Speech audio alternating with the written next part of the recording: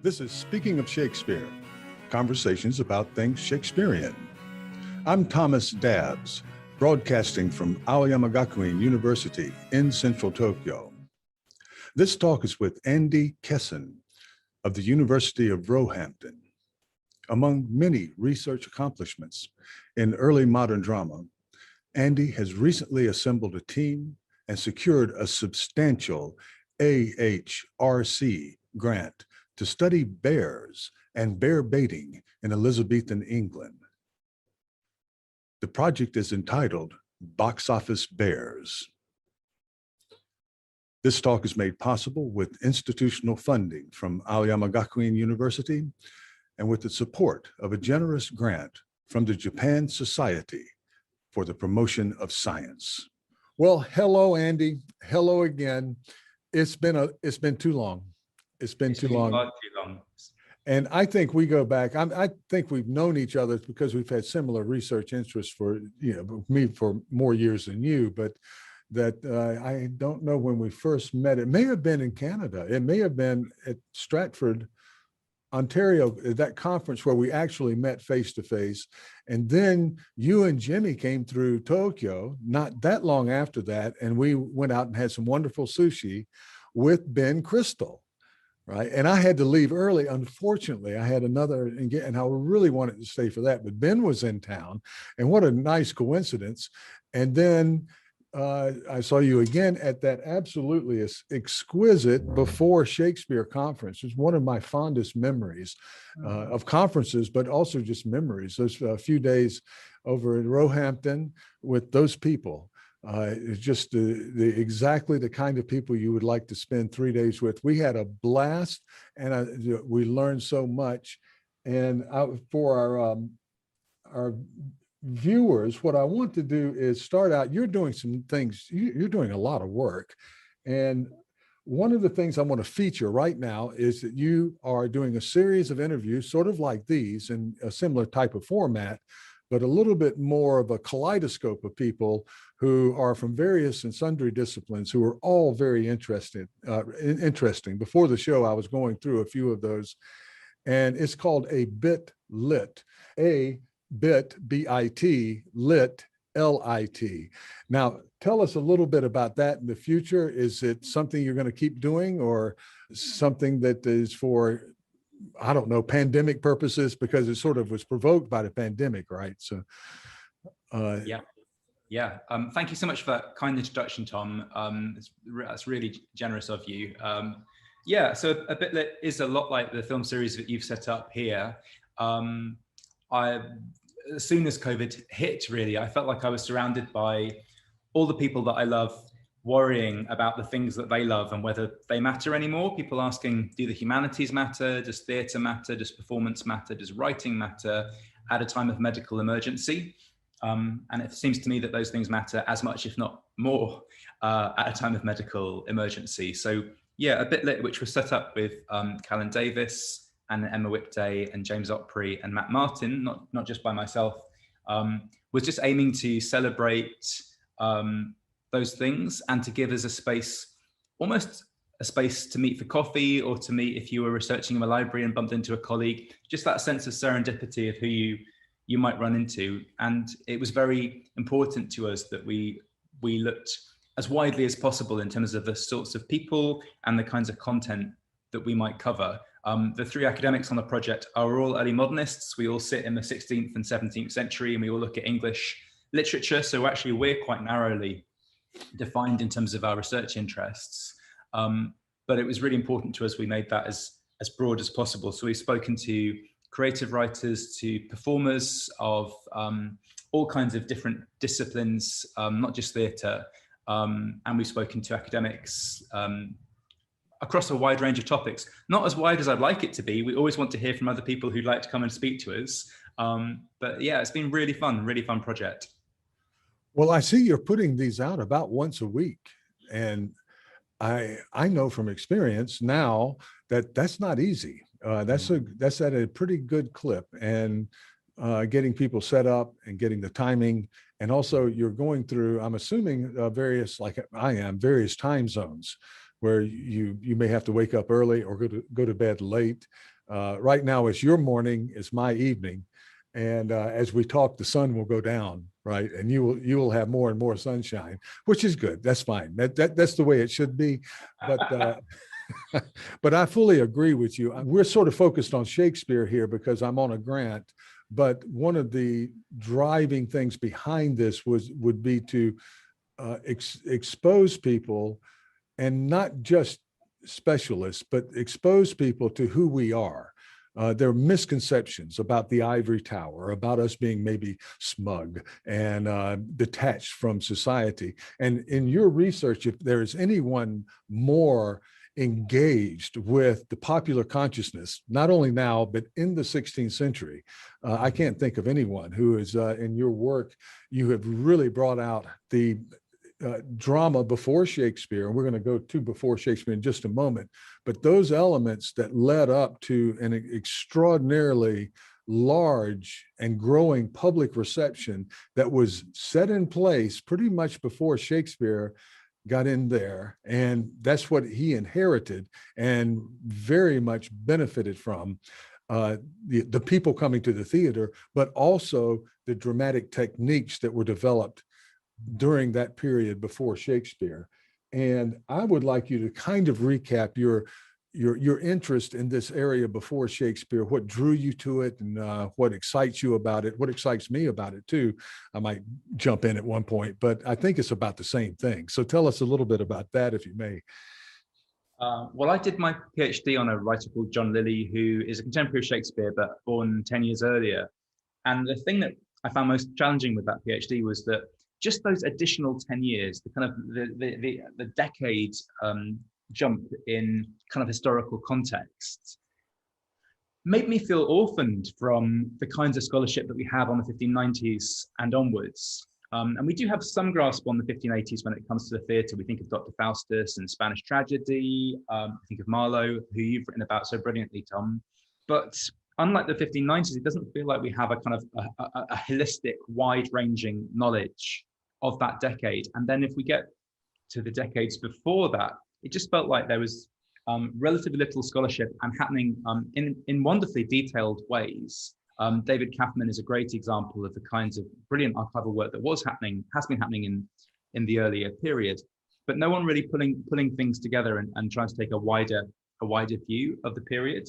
And in particular, I don't really feel anyone looked at those theatres, those playhouses as a group and said, what on earth is going on there? So that was sort of my central research question, is why from at least the 1560s and even more strongly in terms of our evidence base in the 1570s, why do these public-facing, profit-making ventures start popping up in London? We go from 0 to over 10 in a decade.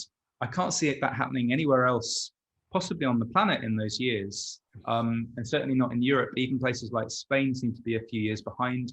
And in somewhere like Spain, you tend to have 1 or 2 theatres per city. London suddenly has 10.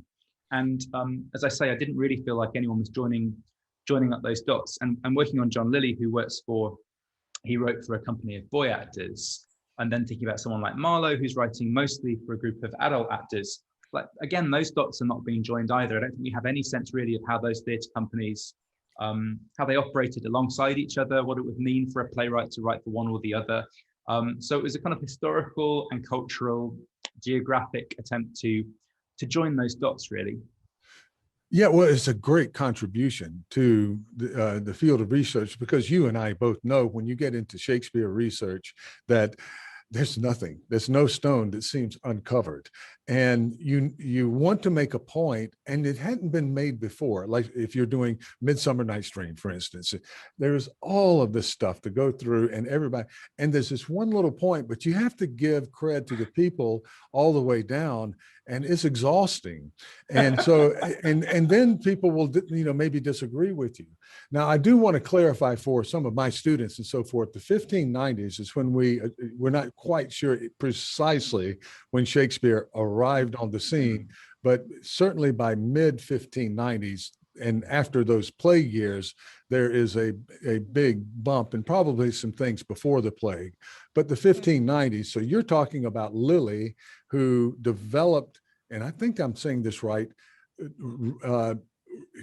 primed the pump for a popular marketplace for public or semi-public theater, and also bringing together this relationship between court and city, where you can kind of if not rotate plays at that time, you could the finding that you can entertain groups in the city as well as at court, and that you can publish these plays, right, at a point that you've made several times, and that these plays sold, they were popular.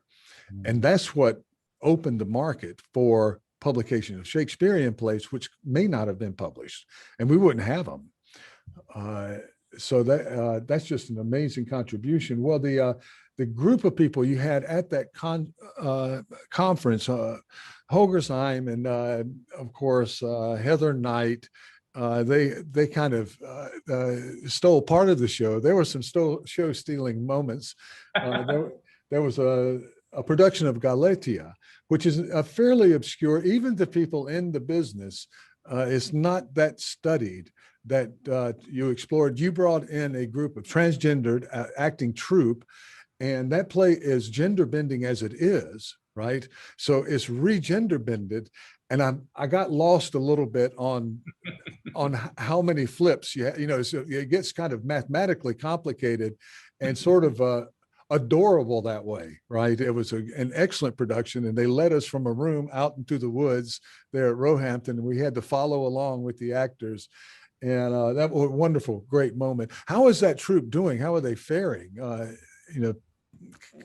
Almost post-pandemic, I can't imagine things have gone well. Yeah, we've been in a kind of long period of what's called research and development. So kind of pre-rehearsal really phase of the project for 5 years, because firstly, we want to get the production right. And secondly, we need to raise a good deal of money. So we're not quite a troupe yet. The actors you saw, we have actors kind of coming in and out of the research and development process as we go.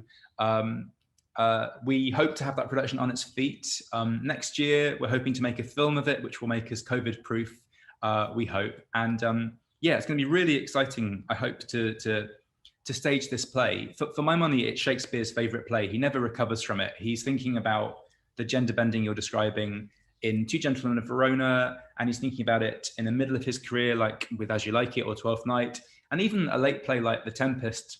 The second scene of that play, where a father explains to his daughter who she is and why she's where she is, comes straight out of the first scene of Gallathea. So it's a play that Shakespeare never really recovers from. I sometimes think of it almost as a kind of creative trauma for him. He's always trying to rewrite and renegotiate some of the things that Gallathea does.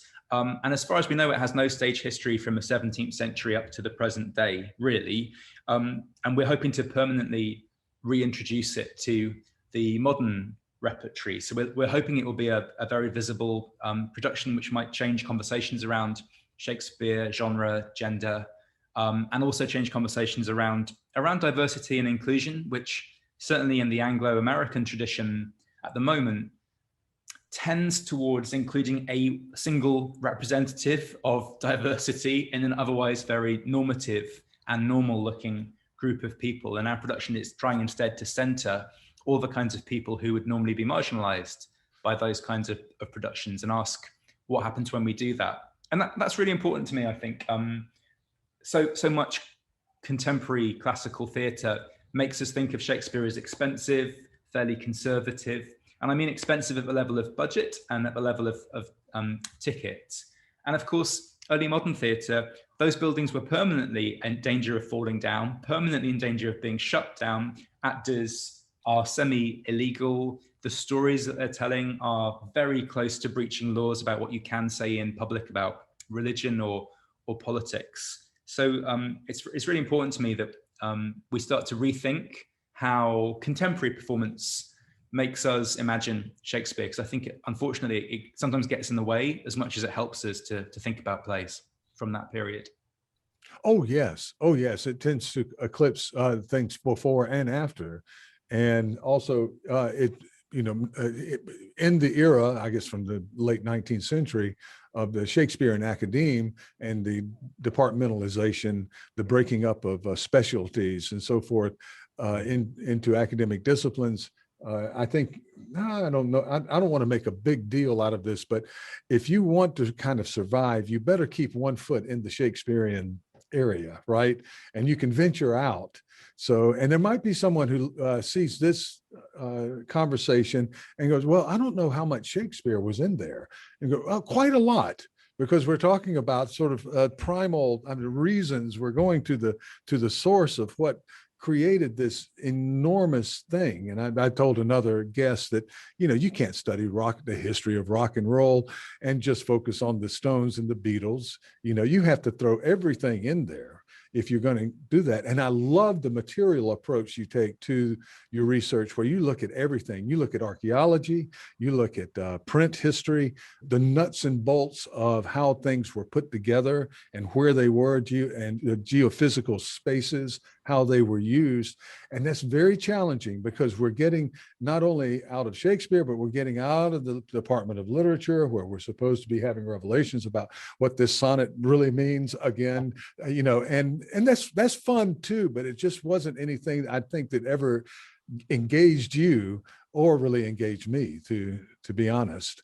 And that's just, yeah. It is fascinating how, when you start to engage with things like archaeology, they start telling you very different things. And it was another prompt for Before Shakespeare, really, was that, in the early 1980s, we had 0 playhouses. And I'm not sure we were really expecting to find playhouses. And as of last year, when a brilliant archaeologist called Stephen Wright looks to have discovered the Red Lion, the earliest playhouse we know of in London, we probably now have all of the playhouses we ever expect to find. We may well find more we didn't know about, but we found all the ones we might expect to find.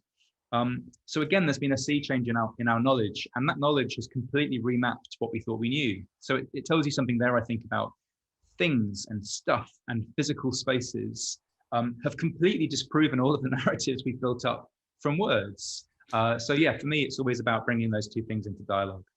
Yeah, and I do just love the way you're in London. So you have this wonderful opportunity. I love living in Tokyo. I love being here, but sometimes I'm a little bit, I have this feeling of nostalgia, from times that I've spent there. I've done some research and spent some time in London over my life, and wanting to get back there. And of course, during a pandemic, that feeling becomes even stronger. But I love the way that you, as a scholar, as a trained scholar, also engage with the acting community and engage with the theater history community. And they're scholars also, but then there are a lot of other people who are floating around out there. And we're going to talk about your animal baiting in a bit, but you're working with people who do forensic science now. You're working the cross-disciplinary nature in academia, and then the outreach into avant-garde theater and consciousness raising, social consciousness raising through theater, and just entertainment. What it's all about. We're supposed to have fun, right?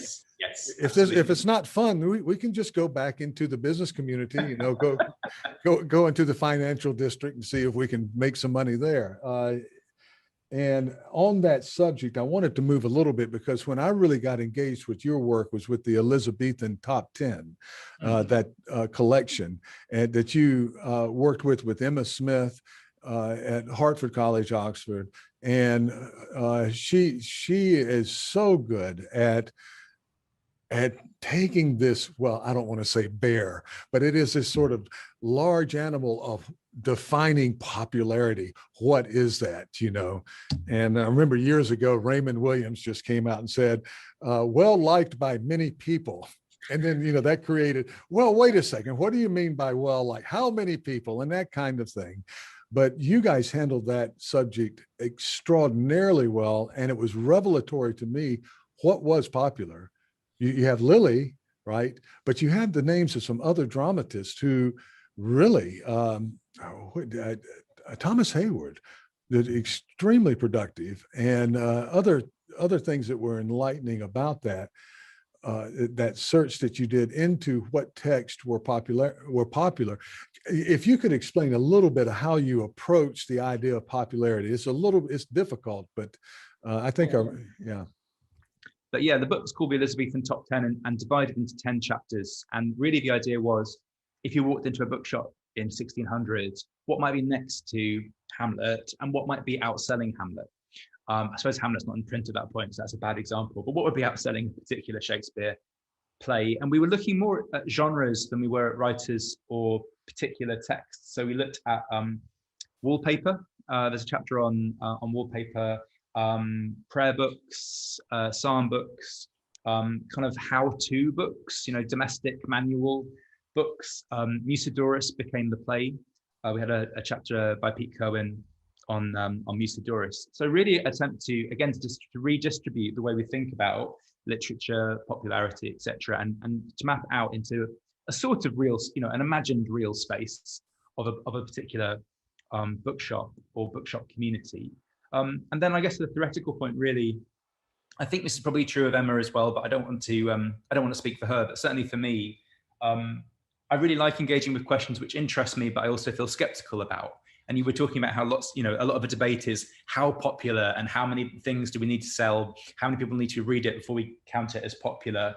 Those sorts of questions happen in theatre history as well. I'm always amazed watching theatre historians comparing one another's theatres and thrust stages. Who's got the biggest thrust stage? And I'm like, calm down, boys. We don't need to have that conversation in print. Everything's fine, relax. And yeah, I guess I feel skeptical about those sorts of, I'm interested in those methods of measurement, but also skeptical about them. And in a way, the book was trying to move, not necessarily beyond it in a kind of quality way. We weren't trying to do a better thing, but just to sidestep some of those questions. And really just to, those are not questions which are going to animate someone in the 16th century going around the bookshop. But it was a case, as I say, of redistribution, I think, rather than recalibration.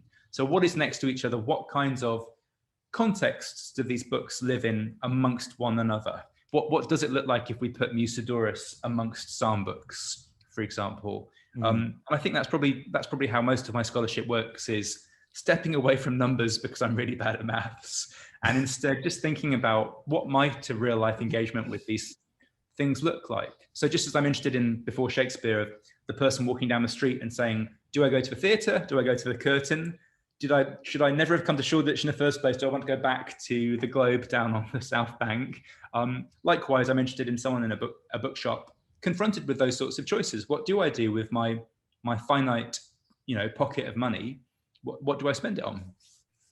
Well, you can't separate the two things. And I've worked a good bit in recent years on the bookshops of St. Paul's, of Paul's Cross Churchyard, and tried to, in my mind, as a thought experiment, to try to envision what you're talking about, a bookstore that is just like a bookstore. It has sections. And so there's a lot of religious print, and it's sort of dominant. Of course, it's dominant during that period. It's basically the reason that, I believe that religious print provided the market for the popular print that also is being browsed. You have these young gallants, maybe kind of like the two guys in Romeo and Juliet, two gentlemen of Verona, all over Shakespeare, who are walking around. And I kind of envision them walking in public areas, and that Paul's Walk, you had this wide space at the churchyard, and wandering into stores and being able to read here and there and everywhere, Shakespeare perhaps too,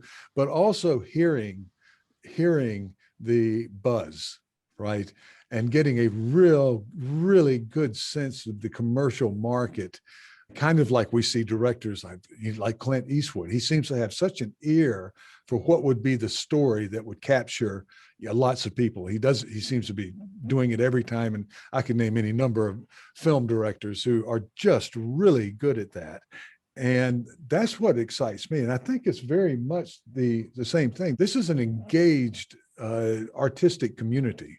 They're not sitting in studies and reading through some classical text and getting inspired by the muse. They are, of course they are. The poetry is so fine. But without that public engagement and being part of it, you just wouldn't be able to bring that many people into that many theaters, right? Yeah. Absolutely. I am just delighted with all of this stuff, Andy, and I wanted to kind of move ahead here because I'm extraordinarily excited about bears. I saw that, and I'd worked up, I was looking over your stuff, and just today I saw that you've gotten a nice little slice of money from the, let's see, the AHRC, and for our non-British, that stands for the Arts and Humanities Research Council, right, who also funded Before Shakespeare, so I'm very grateful to them. That's right. It's the same group, and they're a pretty generous operation.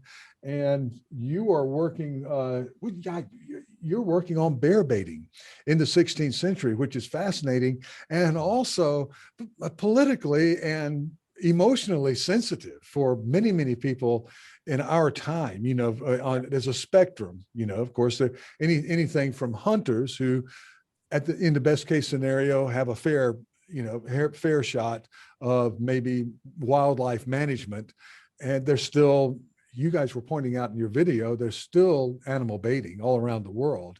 And there's a famous, not so old story about an American football quarterback who was in fact convicted and had to, I think, go to prison for dog fights. He was involved with dog fighting. And there's a lot of that going underground. And there's a long history of this. And so just tell us about the project, where you are, anything. It's fascinating. Yeah, thank you. Well, we're right at the start of the project is the first thing to say, and the beginning of the project has happened under COVID. So we're not really where we hope to be, and we've got another 2 and a bit years to go. We're running until August 2023. I think the project will start to accumulate, but it's a really exciting collaboration between some animal archaeologists, some ancient DNA analysts, and some archival and literary scholars.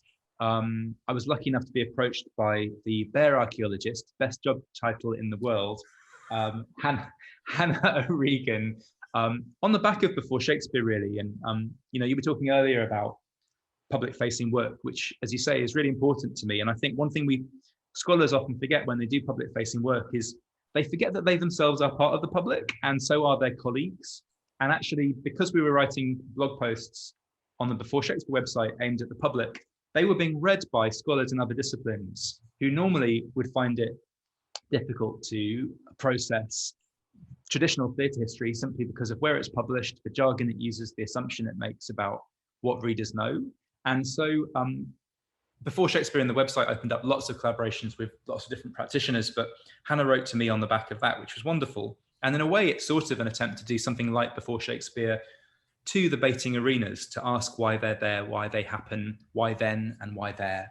And it's grown into a much bigger project, really asking about bears and animals in the early modern period. And in the first 2 months on the project, Callan Davis, who's leading the archival work, he managed to find nearly 2,000 references to bears in Tudor and Stuart England. And when we were writing the funding bid, one thing everyone kept saying to us is you won't find any evidence of bears, so there's no point even checking. And we've just found thousands of references to bears. You couldn't move in early modern England for a bear. One of my very favorite facts is that bears regularly stopped traffic in early modern England. People stopping their horses, stopping their carts, stopping walking on the street to stare at the bears. There's a really great line in a John Lilly play, Mother Bombie. One character turns to another and says, "Are you there with your bears? Are you there with your bears?" And it turns out the answer to that question is everybody was there with their bears. Bears absolutely everywhere. So we're having lots of fun with the project. As you say, the act of baiting itself is not remotely fun, deeply unethical, cruel sport, but just hugely popular, and has been surprisingly understudied, I think, as a practice. There's some brilliant scholarship on it, but I don't think that scholarship has been integrated well into wider accounts of theatre history. And again, I was talking about the person walking down the street saying, do I go to a theatre? Do I go to the curtain? You've got exactly the same options happening here. And I'm becoming increasingly fascinated in the South Bank area where you have the Globe and you have the Rose Theatre and you have baiting arenas. I think rather than that being a site of competition for audience, actually, these places are acting as a magnet for footfall, for people to come and to mingle and do all the things that we've not been allowed to do under COVID. And I almost wonder if we're really looking at an early example of a zoo or an animal-based fair, because not only have you got the baiting arenas, but you've got the kennels, you've got the ponds in which the animals drink and wash. You've got this site in which, again, you can come and look at the animals. So I think it's an incredibly important practice in the period. And one of the things we've discovered looking beyond London is that so many English towns actually have spaces for baiting right at their centre. So the kind of, if you look for Bear Road, in particular English towns, if you look for the Bear Inn, the Bear Inn seems to be where the baiting happens. It tends to be on Bear Road. You can see how central this act is to the English imagination. So that's what we're looking at. The ancient DNA analysis is aiming to find out things like the gender of the bears, potentially the breed of the bears, potentially where they're from. We can use things like dental records to think about their age and their health. We can look at bones to think about trauma marks and therefore to think about the kinds of combat that they're engaged in. And then we're hoping to put that all into dialogue with how baiting is imagined in the period. And baiting is deep into the heart of the way Shakespeare thinks about certain characters, particularly at the ends of plays. Famously, Macbeth ends the play just comparing himself to a baited bear. Gloucester in King Lear, as he's about to be blinded, says, "I am tied to the stake and I must stay the course." So characters in Shakespeare repeatedly compare themselves to a bear being baited.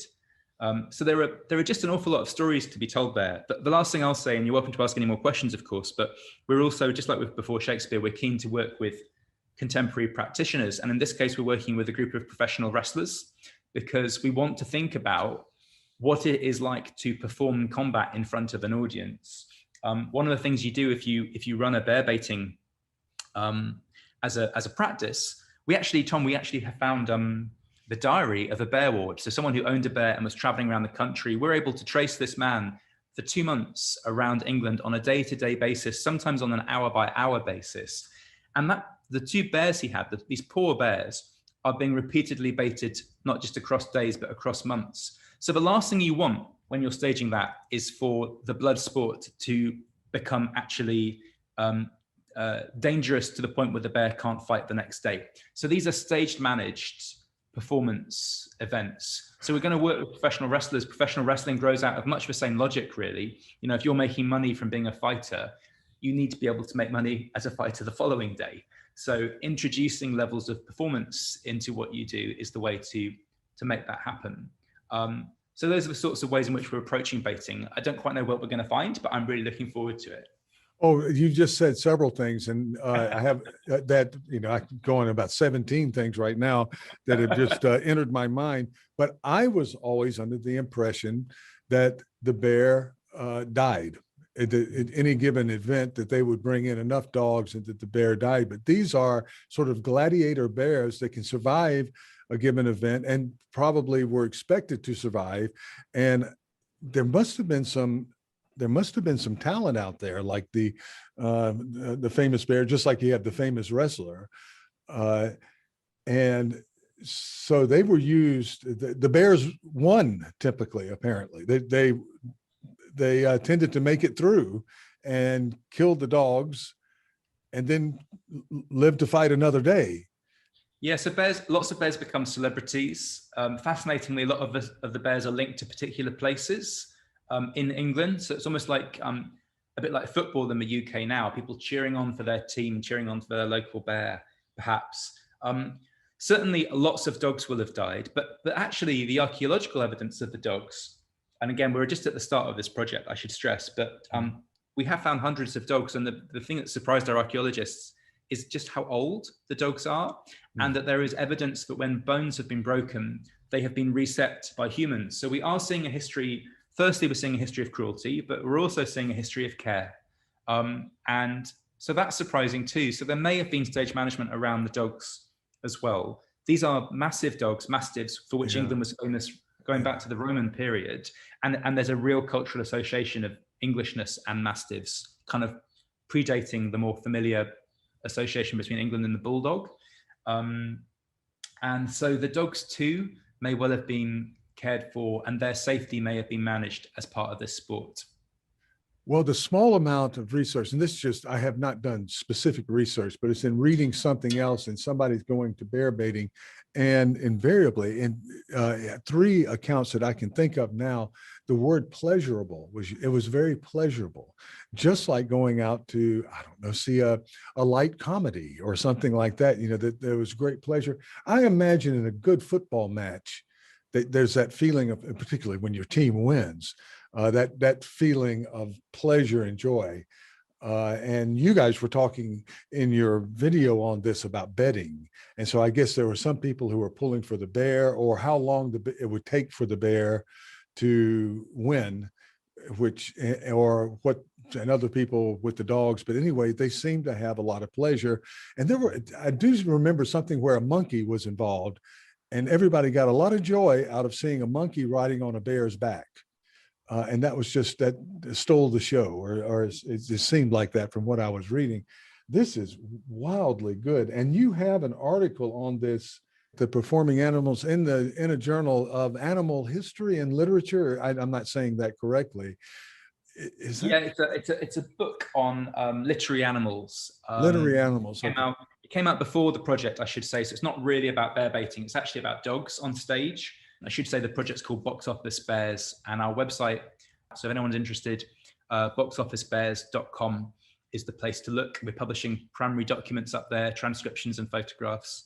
We're making some animations about some of the stories that we're discovering, particularly around bears on the streets in England. And actually one of the biggest discoveries of the project so far is how often bears accidentally get into people's houses. Terrifying, right?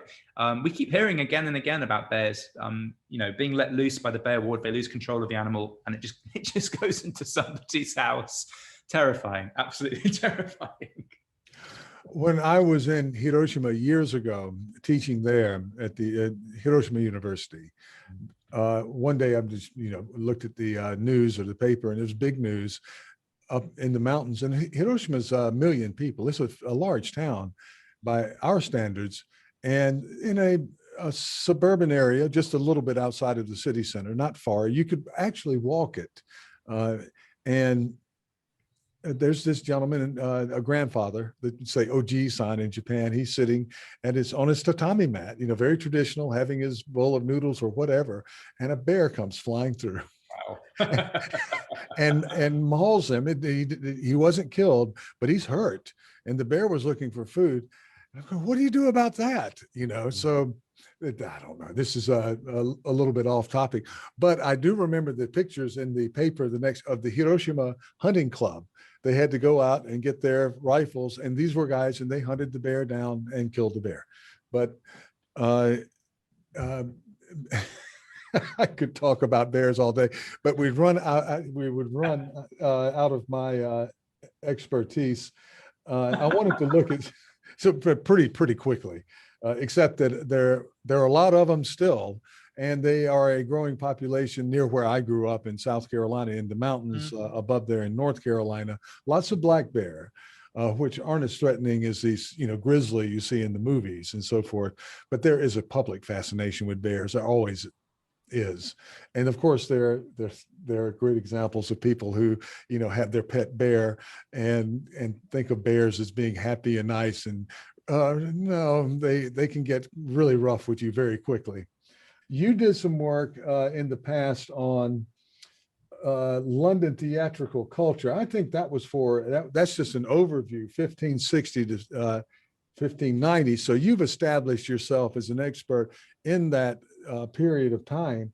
And you talked a good bit about the 1580s and John Lilly. And of course, there's Robert Greene. The university wits are coming on, and but the 70s is a little bit more obscure, and the 60s more obscure, although we do know that there's a theater activity. So I have not read that article. I will, I promise you soon. but I'm dying to find out what you had to say about the 60s, the 1560s and 70s that are not as well documented as the later decades. Yeah, I think the first thing to say is that we start hearing about theatrical activity. I mean, theatrical activity in general, we start hearing about as soon as we start hearing about English culture, right back to the Roman period. We start hearing about things which sound a little bit like professional troupes and potentially sites for regular performance as early as the late 15th century and early 16th century. So it's something which predates even the 1560s. What we hear about in the 1560s in particular is the Red Lion Playhouse, which I mentioned earlier, which we think we now have discovered thanks to Stephen Wright and his team at University College London. And we didn't know about the Red Lion until the 1980s, when two documents were discovered, which were the proprietor John Brain taking to court the carpenters responsible for the scaffolding and for the stage, so for the space for the audience and the space for the actors. And that evidence has not really been, again, that well integrated into theatre history, but when it has been integrated, scholars tend to think of the Red Lion as a transient space which is only open for a matter of months. We have no evidence either way about that. And actually, I suspect the archaeological evidence we found last year is going to tell us that the Red Lion was open for possibly for decades. So I think the really crucial thing to stress again and again is that we don't know much. And when we do know about things, scholarship's reaction tends to be to reject or to downplay that evidence in favor of what happens in the 1580s, and particularly at playhouses associated with Shakespeare, like the theatre. And I think once you stop doing that, and you take all of your evidence much more seriously. As I said earlier, I think the really crucial thing is that we get more than 10 playhouses opening by the late 1570s, which is itself extraordinary. One of the most important take-home messages of the project for me has been that there are women at the top of the leadership structure of at least half of those playhouses. So women who own or rent in playing spaces, for example, Anne Farrant at the Blackfriars Playhouse, the indoor playhouse, and people like Margaret Brain, who's the wife of John Brain. Not only does she help to finance the building of a theatre, when the project runs out of money, she literally picks up tools and is one of the carpenters helping to build the theatre playhouse. And about 5 years later, the Burbages beat Margaret Brain off the property by broomstick whilst hurling abuse at her. And so we can see in this early period, firstly, the centrality of female entrepreneurs to setting up these spaces, but we can also see marginalization happening in real time in the period. We can see women being ousted from their own property by a family so strongly associated with Shakespeare later in the form of the Burbage family. So those are the big take-home messages for me. I really do think those spaces are remapping what you can do with your body in leisure time in London and what you can do with your mind. These are places which are staging, as I said earlier, stories which are deeply illegal at the level of religion and politics.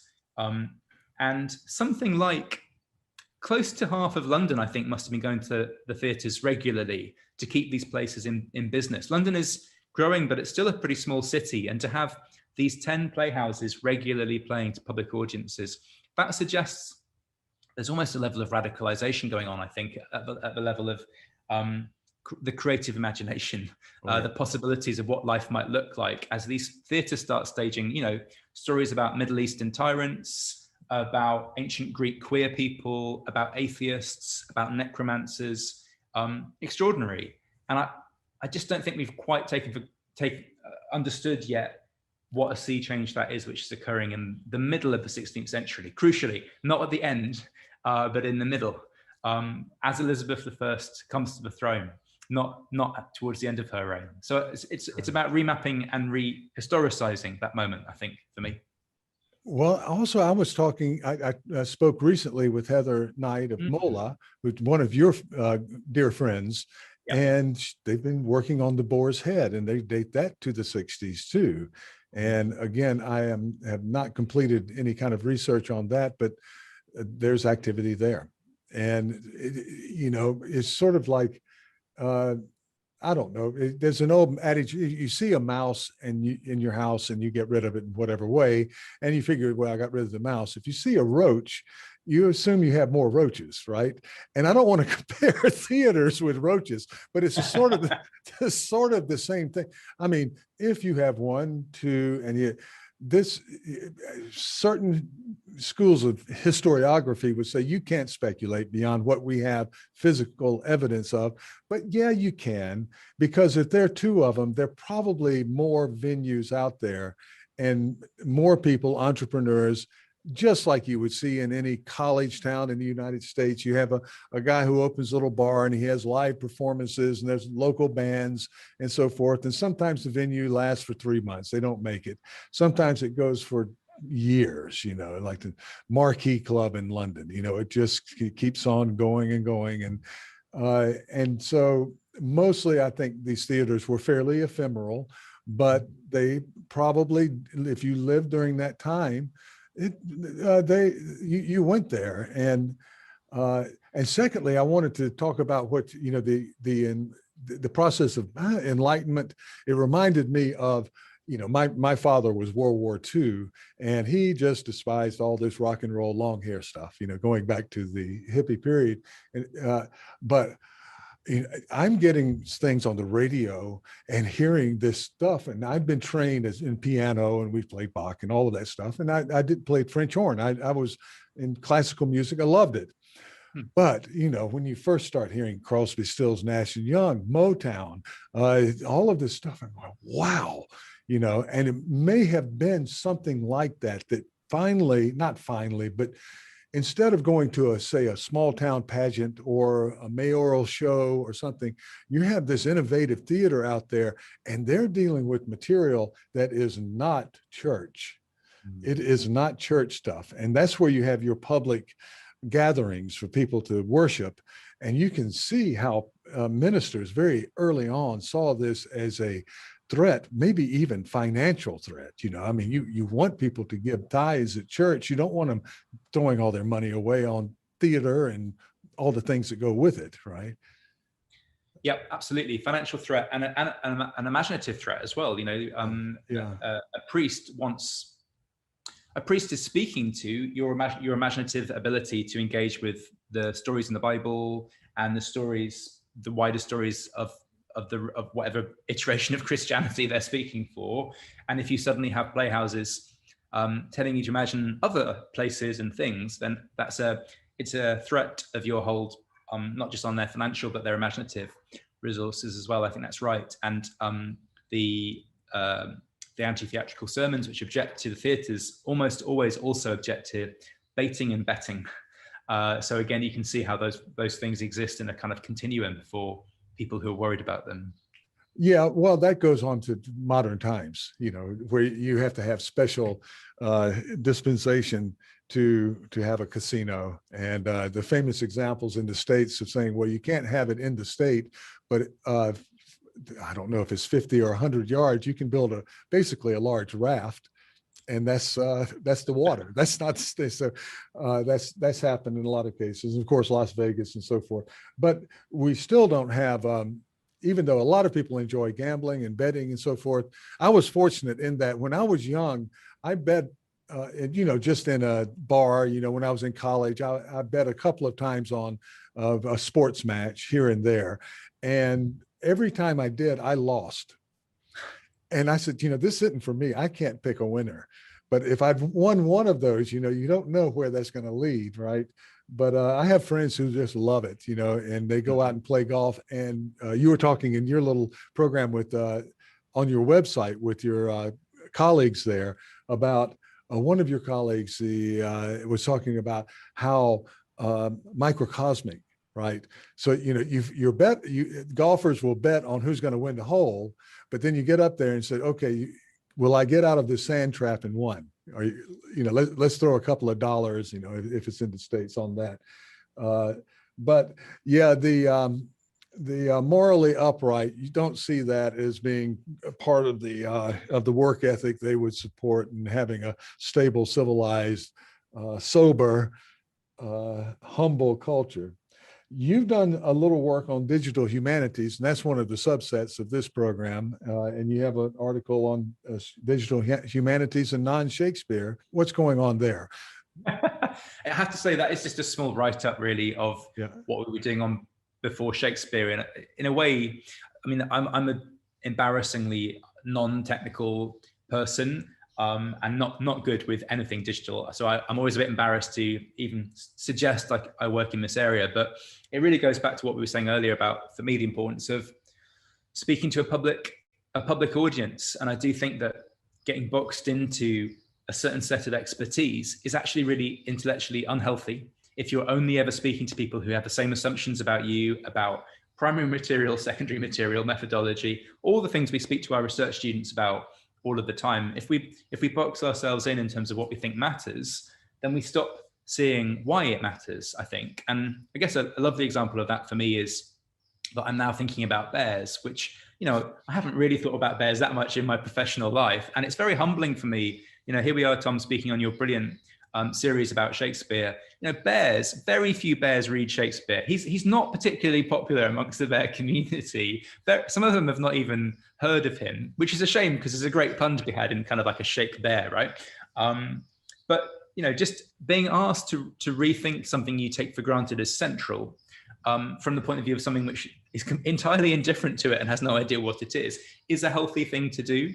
So I'm a huge believer in the digital humanities, in that it opens up a space to speak to people who do not share your assumptions and do not share your expertise and are useful to you for precisely those reasons. And we do tend to think of scholarly communication in terms of expertise, and it's the expert who changes the listener.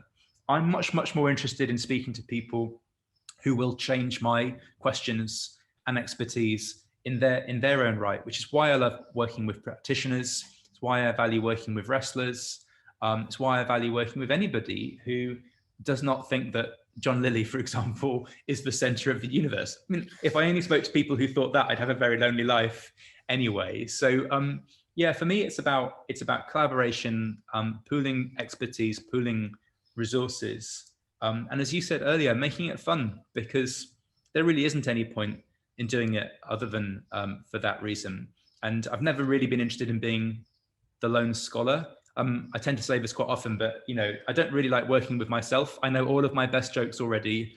And tragically, I know all of my worst jokes already as well. So why would I bother? I have no interest at all in doing that. So for me, it's all about conversation. And I think really, I'm not convinced I'm much of a researcher, but I definitely think I'm someone who opens up conversations. I like doing that. I like hosting conversations. The Elizabethan Top 10 is a nice example of that, I think, bringing in people who didn't really work on popularity per se, and who weren't necessarily literary scholars, but asking them to collectively think about this question from various points of view. Yeah, that for me is a good microcosm of what I like to do. Whether that's digital humanities or not, I don't know. As I say, I wouldn't put myself forward as a digital humanities expert, but for me, the digital terrain, the digital platform is useful because it just opens up a world which tends to be quite closed, quite hierarchical, and quite structured. And I like not having those things. Yeah, well, really what drew me to digital humanities was the fact that I am remote. You're there, kind of in the center of things. And I'm in Tokyo, and some years ago, I've been here for years, and we just couldn't get the materials that we needed. And then over time, I see more and more materials coming out, and I have more and more access to it. And I got involved with the JADH, the Japan Association for Digital Humanities. And they are doing all kinds of different things. They're looking at boys' love in Japanese manga, and how and games, video games, and even getting theoretical about, what is violence? Is it violence if it's so campy, like you have sort of in a Tarantino film, and talking about some fairly very topical and hot issues, down to how do we write this type of programming, what kind of platform we're going to use, that sort of thing. But I've attended their conference. I've attended papers that for 20 minutes, I had absolutely no idea what anybody was saying. And they're speaking in English, and I'm going, I don't know. And then go to another paper and something really exciting happens. But you get that sense of community with someone outside of the Shakespearean realm, and then that transferability that comes in, where you see these fields and how they're intersectional points where everybody has really, if you go to the base, very similar interest. You know, I don't know, you were talking about a little bit about the life of the mind, you know, but we're fascinated about history because there is a fantasy element there that is also reality, right? And we can rebuild it in our mind. But I do think that in a time when we are very focused on identity and, you know, who we are, that this study, there's so many pivotal moments in the 16th century, and of course the dramatic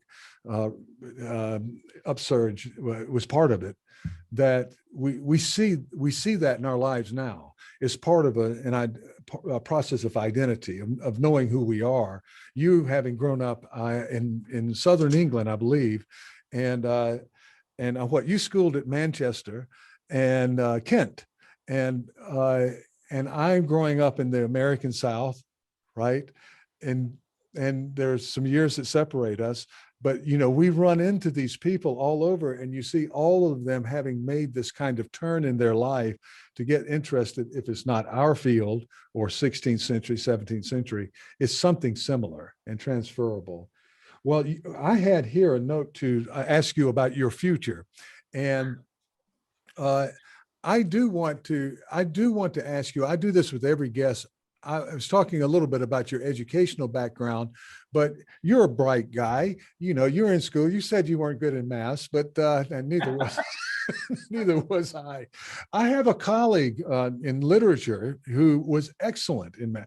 But it's a joke with my students. I said, I'm not going to put these numbers out here about your averages. You just, you know, can take this home and ask your younger brother or older sister, somebody who's good at this. But I want to find out if there's something, you know, okay, you're a bright guy, you're in school, you're doing pretty well, right? And you're having to choose in England, probably much sooner than in the States.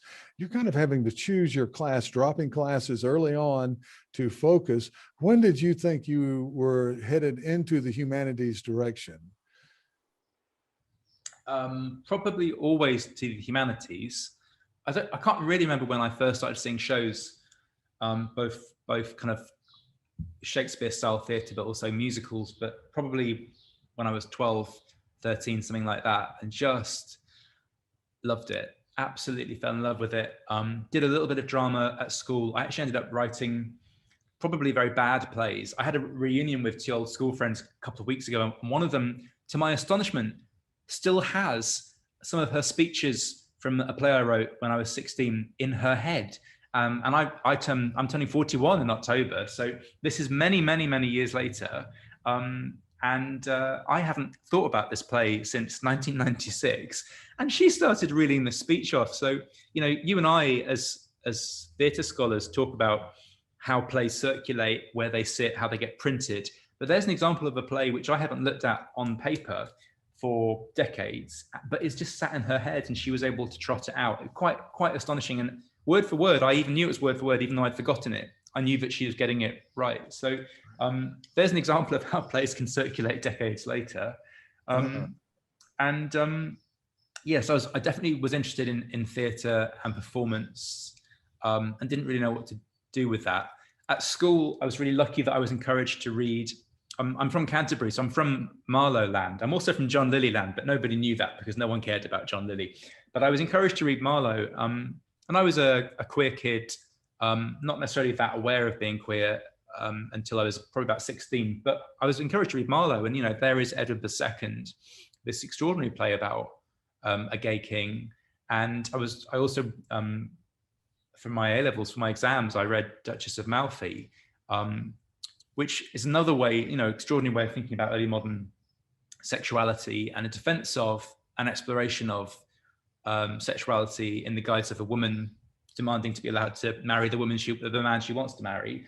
And I just found those plays much more exciting than the Shakespeare plays I was being asked to read. So right from the start, I kind of was intrigued by that difference, that Shakespeare's on this huge cultural pedestal. These other writers were not, but actually I was much more drawn to the other writers. I didn't want to go to university. I was really adamant that I would not go to university. And I actually taught I did a teaching English as a foreign language, very basic course, and went to teach in China, in Qingdao, not too far away from where you are right now, Tom, and taught out there for 6 months. And then there was some illness in my family, and I came home, and my dad said to me, I don't know if I should be saying this on camera, really. Let's agree, no one's allowed to listen to this bit. Okay. But my dad said, don't be angry with me, but I called up Manchester University and I pretended to be you, and you've got a place to go to university if you'd like to, because we want you to come home. So I went up to the university to look around, and there was a new theatre opening up called Contact Theatre, which was the UK's first theatre explicitly targeting young people and people who are traditionally excluded from the theatre. So thinking about socioeconomic background, thinking about race in particular, and taking theatre out onto the streets and into communities. And I walked into there and I came out with a job. And I remember saying to my dad very ungratefully, I said, well, I've got to go to university now, haven't I? And then for the next 4 years, I did my undergraduate degree and I did my master's whilst working at Contact Theatre, which I just loved. I worked as a front of house manager, and I worked in the new writing department, working with young playwrights and writers, and had the most fantastic time. And by the time I was 24, 25, my life very much felt like I could either keep working in the theatre or keep doing academia. And I was lucky enough to get funding as a PhD student to work on John Lilly, and off I went. But I was really anxious, but that meant I was saying goodbye to the theatre. But actually what's been wonderful is I brought the theatre with me, and I'm kind of coming back to the theatre now. So I'm sort of answering, that's a very long answer to your question, but always knew I was going to work in the humanities, didn't quite know how. And to be honest, even now, I don't quite know how. I've recently gone part-time as an academic, and I'm thinking about other kinds of careers I might have. So even going into my 40s, it's not quite clear to me what academia looks like as a profession for me anymore. And I'm looking forward to trying out other ways of making a living. And I'm making sure I do say that as part of this conversation, because I think so many other people in our profession feel like that as well. And it's something which is weirdly taboo. I think it should be okay to say that here I am in this profession, I'm having a good time, but there are other professions out there, and it's important to see what other features we might have alongside an academic one. So that's where I'm at the moment. Yeah. You said you just turned, or about to turn 41. Yeah. It was, almost exactly dead on the same age. We left Hiroshima and came back to the States. And I said, I'm going to branch out. And I met with, I won't say dismal failure. There were times there where I, in the old movie Raising Arizona, where the guy slows up by at the convenience store because he's addicted to robbing a kid. I slowed up. I'm not a robber, but I was thinking there was a help wanted sign in there, and I might be able to make a little money on the side in this convenience store. And it was beginning to look like I was going to have to do something like that. And although I did manage to maintain myself as a sort of independent contractor. Now, I was not in London. I was in a medium-sized southern town. And so when this job came here at Aoyama Gakuin, my brief excursion out into the world, I'm hearing all this incoming fire and go, okay. And this job has been just such a heavenly appointment, and so stable and so good. And the colleagues are so good. And in the middle of Tokyo, everything just fit together. But I had a lot of questions before I came, and I fully understand what you're talking about. And you're in London and multi-talented and have a lot of associations. I mean, not only in terms of getting involved in the theater and doing that sort of thing, but there are a lot of different types of jobs in the arts and the humanities that are well-funded, and that, there are lots of opportunities. So I wish you the absolute best. I have no doubt that you will just succeed tremendously. But I do want to say for our listeners that in Japan, we have not been hit hard by the economic downturn that caused by the COVID pandemic. And universities in the UK have been hit very, very hard, and they're scaling back, and it's just a numbers game. They don't care if your name is Andy or if your name is Mary or if your name is Mark. They have to figure out and configure a way to keep the institution going with far less funding. Is that right? Has been a major cutback. And I think that's the case in a lot of universities in the States. And I may be speaking too soon about us. And there are a lot of people who aren't as well equipped to make a transition as you are, certainly. And well, I had something about the future here. I can see bears in your future.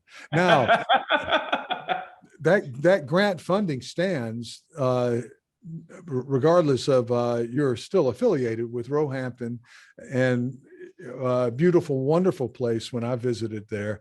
And I'm sorry to hear that Roehampton, and along with, I'm sure, many other universities have had some problems, but what, 900,000 pounds that you guys have, and that's well north of $1 million American dollars. So that's a substantial grant that is in a project that has all kinds of potential in terms of public engagement. I mean, when you get down to it, who isn't interested in bears? And you already have the controversy built in, because there's going to be some group of twiddly-dee, twiddly-dum people who get upset because you were even bringing up the idea of animal cruelty, right? Good. That's just like, the fundamentalist Christians who come out and scream about your movie, and then everybody goes, right? And of course, none of us believe in animal cruelty, but how fascinating to see the difference between the way they saw it and the way, I mean, if you and I went to a bear baiting show, I think we'd throw up and leave within 5 minutes, right? It would just be too horrible. And maybe, I don't know, call up the cops, right? It's against the law for. Yeah. I don't know how I feel about that. I mean, I think the two responses that I get from the project, the two negative ones are the one you just talked about. And by the way, if anyone's listening and are offended, please write to Tom and not to me. But yeah, the people who are furious that you're even engaging with it, as if it's somehow the way to deal with it is to pretend it didn't happen, which I find a very odd reaction. But then also the view that you're describing, Tom, which is clearly just legitimate in lots of ways, of saying that now we're very different now in our approach to animals. But I do worry about that as well, that, safari is a big thing, and people desperate to see the kill when they go on safari, people watching animal programs and watching them hunt one another, and how much children's television is essentially about animals fighting, from things like the Transformers movies, which, they were around when I was a kid, those robots turning into animals and fighting, not just animals, but we do see animal combat actually quite a lot, I would say. Lord of the Rings, full of fighting animals. So I think it is oddly still central. Dogfighting is still a very big thing and quite a big part of gang culture, I believe. And YouTube, unfortunately, having put films up on YouTube about bears, now YouTube recommends to me extremely distasteful films, most of which look like they're CGI and they're fake, but of animals fighting or eating one another. So there is still, unfortunately, a strong appetite, for want of a better word. There's, people still want to watch this. So I don't know how much we have changed. I think what's changed is that humans tell one another they care about animals, which I don't think they did as much in the early modern period. Oh. But whether we're right about that, I don't really know. I'm sorry to end with a negative thought, but yeah, I wonder if it is as true as we think, that we have changed that much. Listen, that's down a couple of tiers. You think of the treatment of women, the treatment of anybody who would be of any traditional sexual orientation. You had to be extraordinarily careful about that, but you had to be careful about, if you were a commoner, how you spoke to a gentleman or somebody of rank. You had to be careful about a lot of things. And I don't think we have time to go into this now. Children were not viewed as children. I think they were viewed as young adults.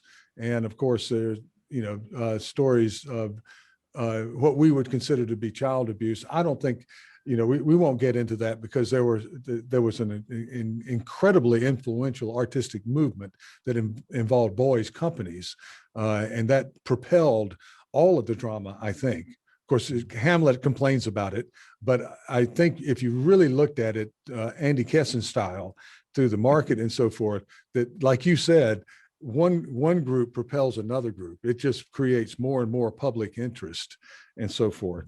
Well, what I want to do, you've given me far too much of your time on your Monday morning. And thank you so much, Andy. We are delighted. I wish it were you in person, in the flesh. I'd love to see you, and I'd love to see Jimmy again, like we did a couple of years ago in Tokyo. And I see it in your future. I see it sometime in the future, and maybe not so distant. Yeah. But again, and could you stay just a moment after we finish? But I wanted to thank you so much for taking time to speak with us and my largely Japanese audience, but growing international audience, and globalizing Shakespeare. Thank you so much. Thank you, Tom. Thank you.